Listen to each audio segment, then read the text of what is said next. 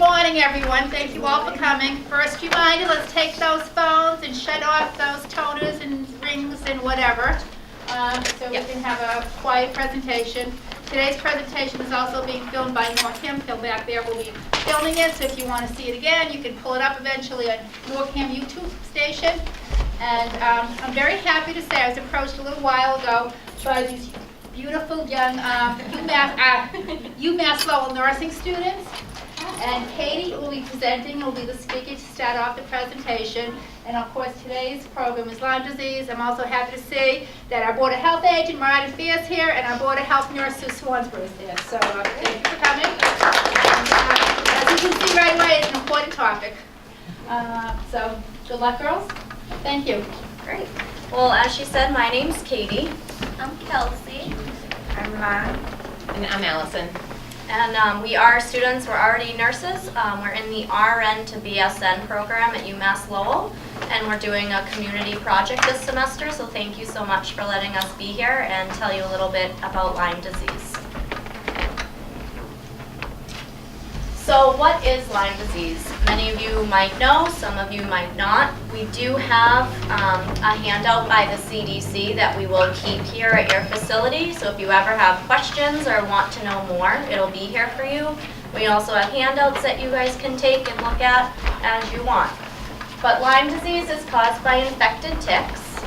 It can cause serious joint, heart, or central nervous system problems if it is not recognized and treated early. But we don't want you to panic. You know, if you see a tick on you, the incidence occurs the longer the tick stays on. So from 0 up to 24 hours, your chance of getting the transmission is 0%. Up to 48 hours, your incidence rate increases to 12%. 72 hours, 79%.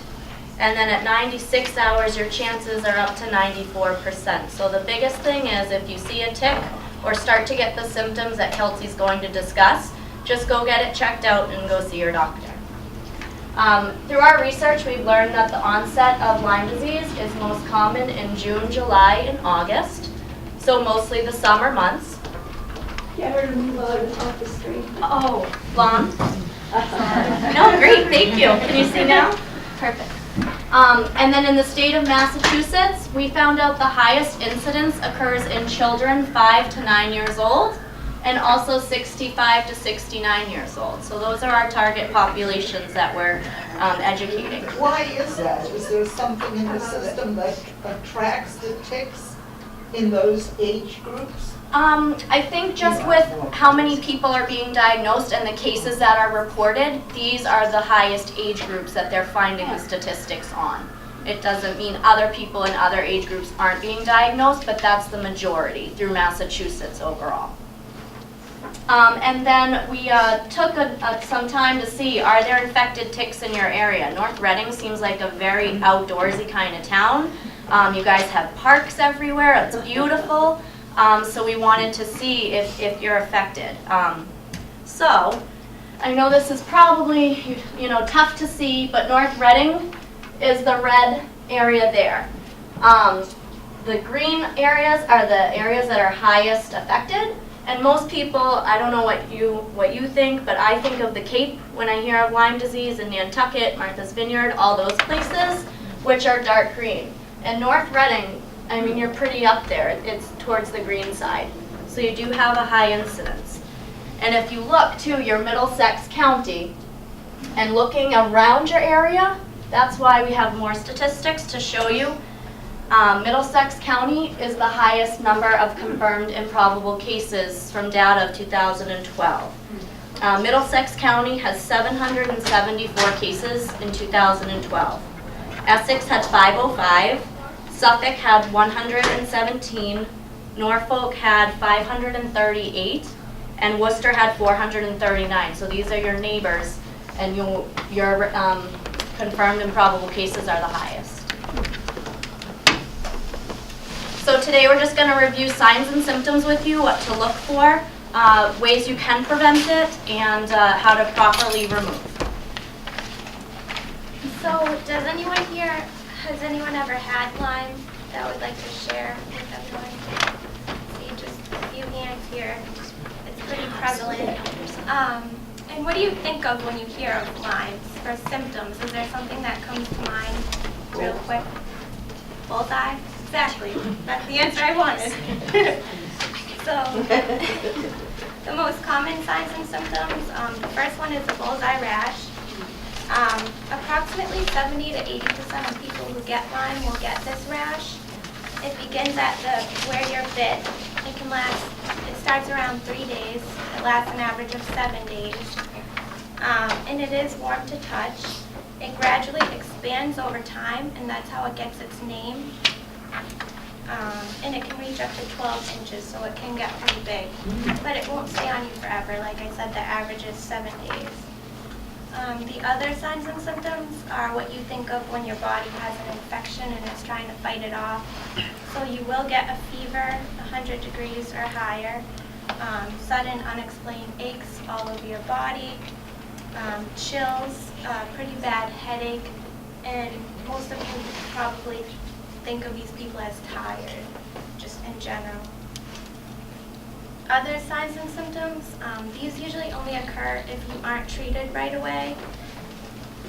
These can come and go, but sometimes they can be permanent, just to varying degrees. You could have a bad case or a less severe case. So you can have facial or a Bell's palsy, and that's loss of muscle tone on one or both sides of your face. You can have like a droopy lip or eyebrow. You can have a severe headache or a stiff neck. Pain and swelling in your larger joints, specifically like your knees, and it can affect you with your daily routine and everything. And up to 5% of people who aren't treated right away, they will develop numbness and tingling of their hands and feet, or they can have short-term memory loss.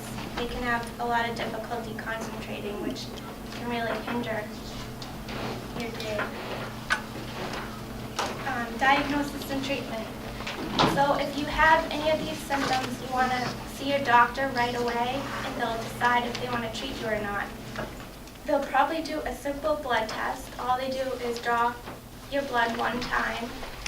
And what they do is they look at your body's response to the infection. It's called your antibodies. However, it's not very reliable. You can have a lot of false negatives, a lot of false positives. So your doctor will treat you based on your symptoms, especially if you have a rash there. So the treatment, it's antibiotics, usually for 2 to 3 weeks. It's just a pill. If you have severe symptoms, they'll give you an IV. The most common ones are amoxicillin and doxycycline. If you have allergies or something, they can give you other things. And the good thing is that most people recover rapidly and completely after they take these antibiotics. You just want to get to your doctor as soon as possible.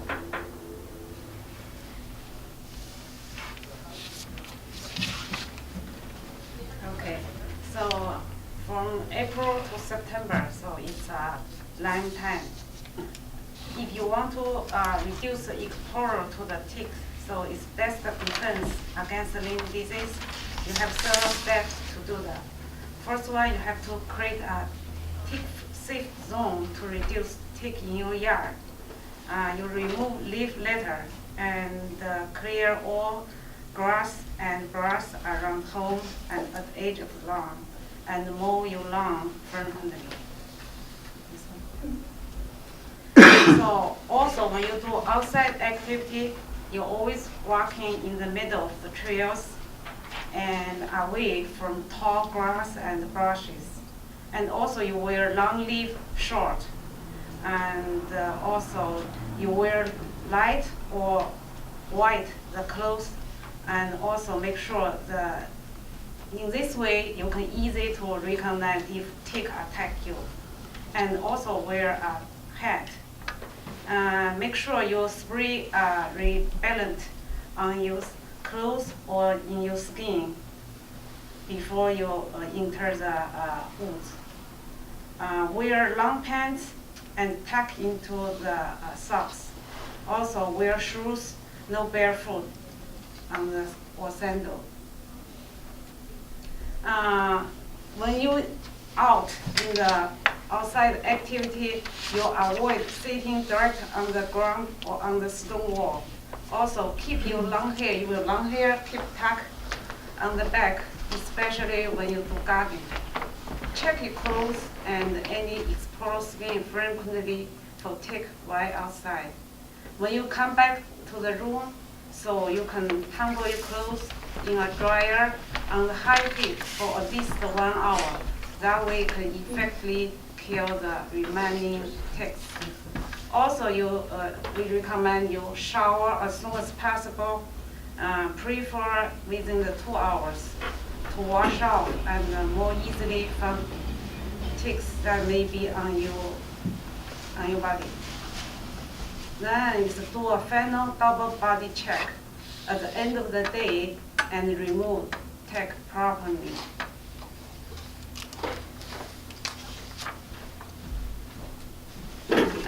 So here I just, because the CDC, they recommend some repellents. We have 2 types repellents.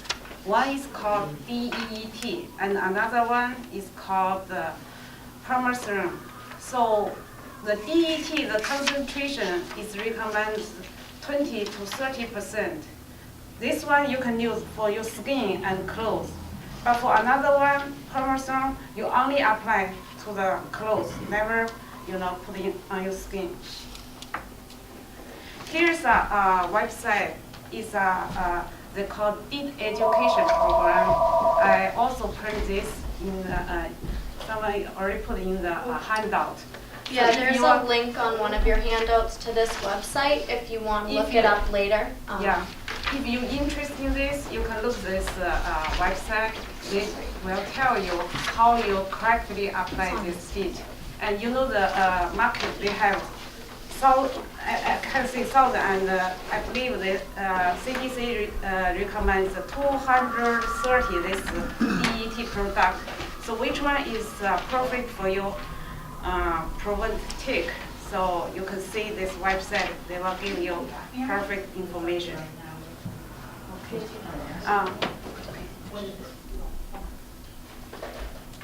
Okay, here, I have picture shown here. So when you're walking in the outside, tell me which route is correct. If someone you think picture A is right, please raise your hand.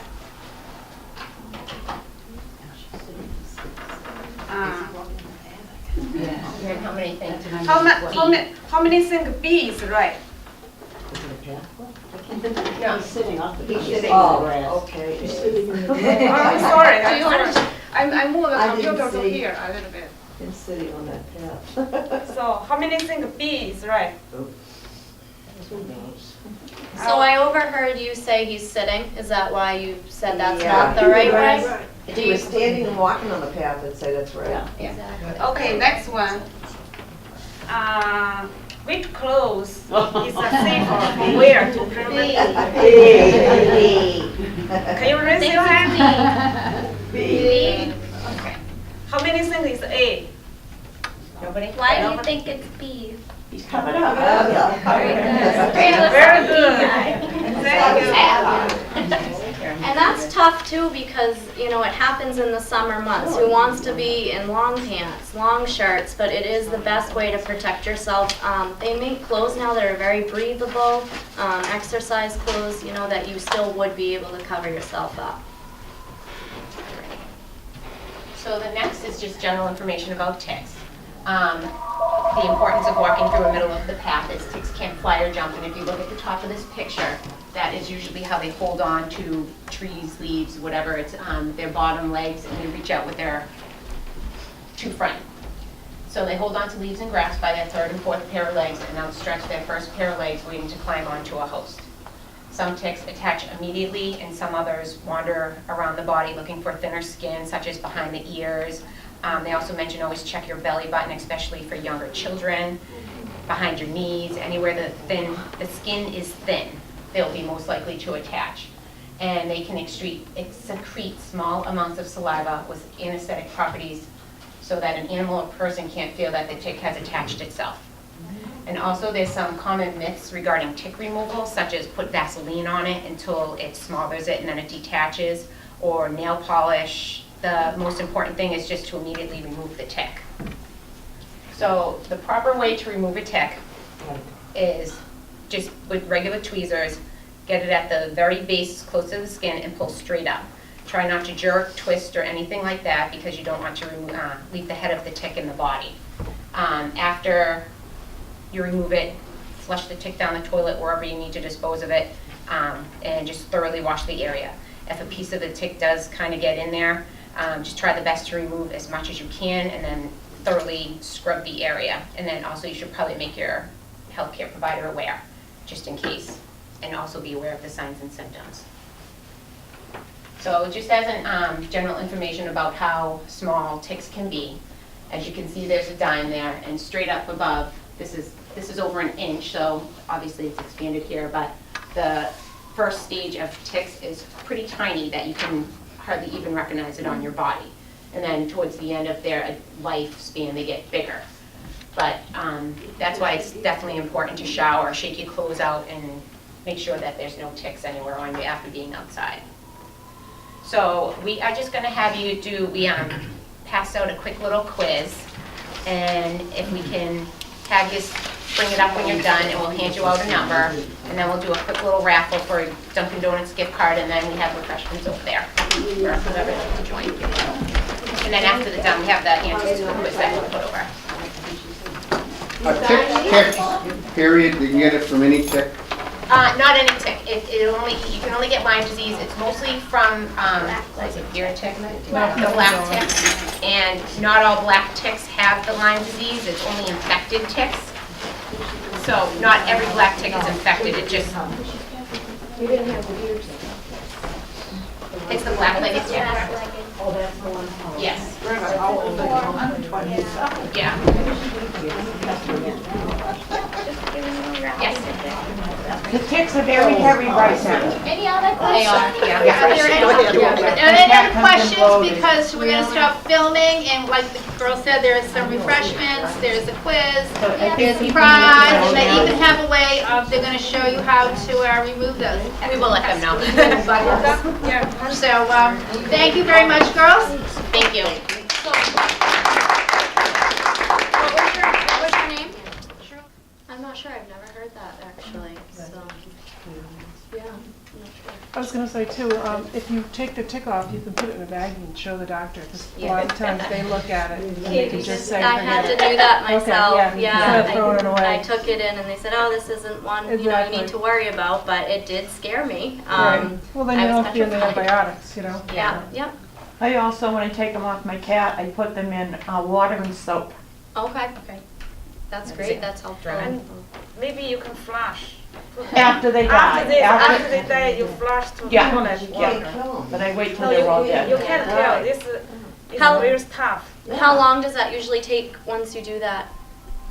I don't know. I might put them in for a couple of days and wait Days? like overnight and then. Yeah, you don't, they don't crawl out? No, the soap, it has something to do with the soap. Yeah, yeah. Years ago, we used to use kerosene and gasoline and stuff like that, but the soap is, I use it for most bugs that I catch, so. Great. I forget which one of you ladies was first, I think it was one of you two. Your opening was about how many hours to get treatment, and Yes. could you just repeat that, please? It's how long the tick is on you, your percentage of actually obtaining Lyme disease. So Yeah. if you remove the tick in the first 24 hours, you pretty much have a 0% chance. And then, Absolutely 48 hours, you have a 12% chance. So if it's on you for a day, you most likely didn't get Lyme from it. It has to feed on you for a long time. 'Cause So we're two more, and we're up to 96. 72 hours was 79%, Uh-huh. and then 96 hours is 94%. So Thank the you. longer, yeah, absolutely, thanks for Is asking. the test expensive test for the Lyme disease? Insurance pays for it. I would think it's just a simple blood test, so the Because other what I thing, asked is my granddaughter, I was pretty sure she had it, and the pediatrician kept on saying, no, she doesn't have it, she doesn't have it. You know, it's expensive test, I won't do it. Well, I made him do it, and she did have Lyme disease. But Yes, Also it is sometimes- expensive, but most insurance covers at least part of it. He just didn't want to do it, and I said, you do it. And she had it. That's good you advocated for her. What were her symptoms, if you don't mind All of them. asking? She headache, you know, he said, oh, she has mono, or she's just this, and throat, you know.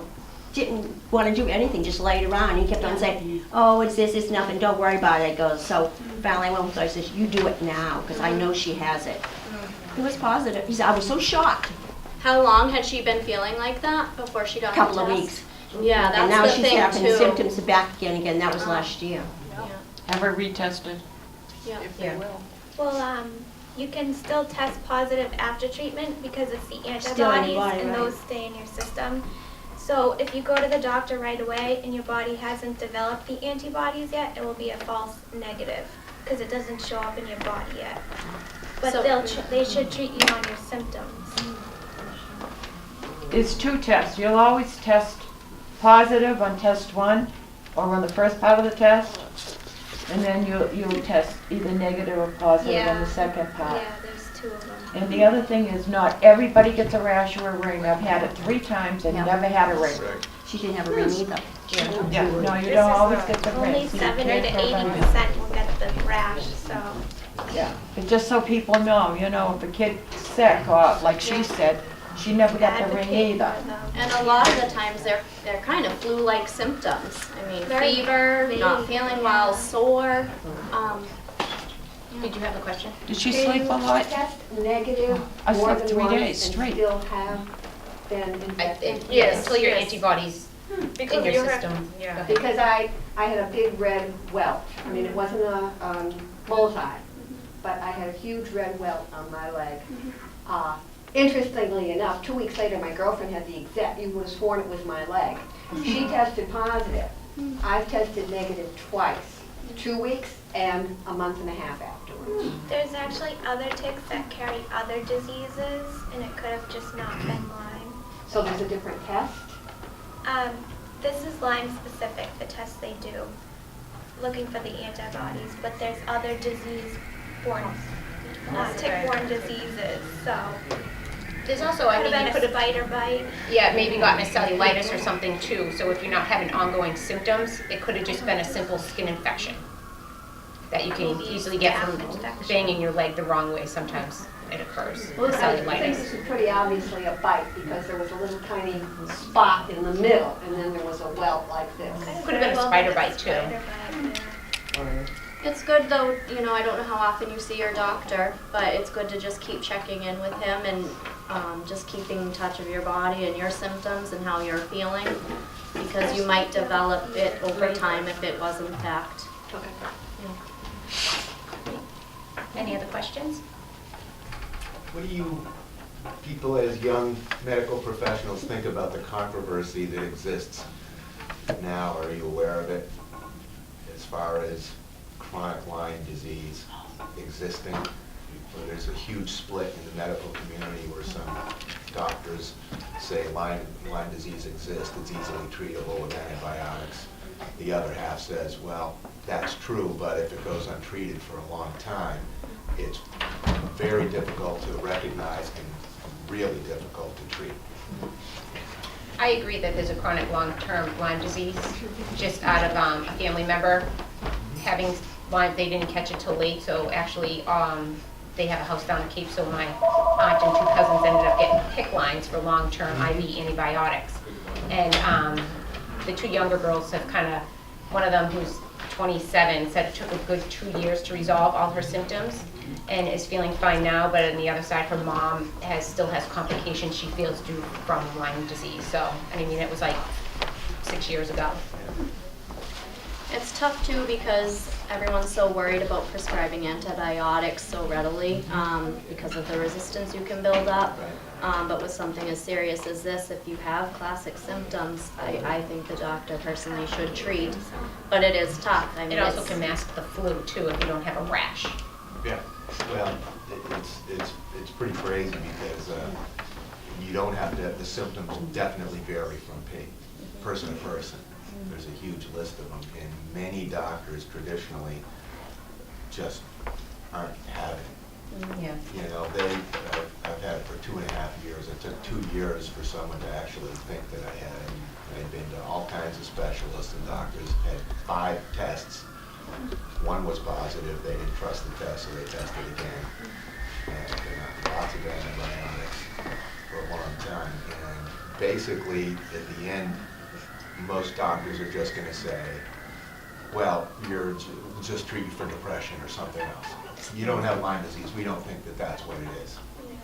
You know, and it's like, it's Do you pretty, still suffer from symptoms of it? oh yeah, yeah. Because the symptoms. Oh, lots of them. They change throughout the years. You know, I never got a flu-like thing, and I had many ticks on me. And the doctors just, oh, well, we think, you know, you might have an allergy, we might have this, and we might have this, and give you other drugs and everything after, you know, a while, and finally. So they probably made a diagnosis dilemma. They don't know which one is the correct diagnosis. Well, they don't know enough about Lyme disease. Because So this it's a lack is, of your case is education. lasted too long. That's exactly right. And so you have to seek out a Lyme literate doctor. Do you mind me asking, did you finally go to a specialist, or who did you see that? I finally went to a naturopathic doctor who specializes in it to a degree. And that's when they gave me the current test, which they believe in. They basically say the old test is not close to being up to recognizing it, especially if it's been in your system, because as you say, the immune system, they're looking for an immune system response. And the feeling from the specialists, who are also doctors and have spent their career doing it now, and many of these doctors have had it or have it, and they say, well, the big problem is you're going to get a negative test many times because the immune system doesn't know it's there. Right. So of course it can't give you a positive test because it's so crafty. It's really a very crafty disease. The way it gets into your tissue, it changes its form from a spirochete to other forms. It gets into your tissue differently than your fluids.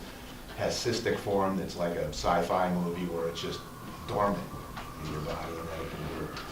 It's very complicated. And right now, I don't know if anybody's seen, there's been a lot of articles written in the Globe and on TV. They're starting to get a little bit more recognition because of the controversy in the whole thing. But it's really gone crazy, and I think people really need to recognize that it is pretty much an epidemic at this point. You know, the cases they've seen in the last year and a half are 10 times what they were a year and a half ago, and those are just the reported ones.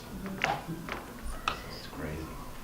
It's too bad too that doctors can't think outside the box, and in your, you know, That's what the test happens. says this, Yeah. and, you know, and it's too bad that they didn't listen to you. Yeah, and that's the thing, and after the initial thing, the big problem is they don't want to call it Lyme disease anymore.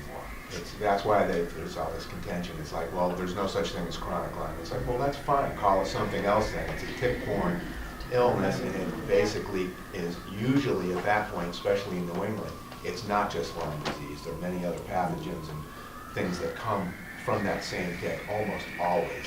When you get Lyme, you get a couple other ones with it. And after that initial time, basically, insurance does not cover any treatment. You know, they'll only give you antibiotics for so long, and all the special blood tests and everything else that go on with it are really expensive, and insurance doesn't cover it. It's pretty crazy. Thank you. Thank you. Thank you. Thank you for sharing that. Like I said, the ladies will be here, there's more information. They have some very interesting things on this table that you can look at, and they brought wonderful treats. Please have something to drink, something to eat, and again, thank you girls, you did a great job. Thank you. Thank you. Anybody found this one still?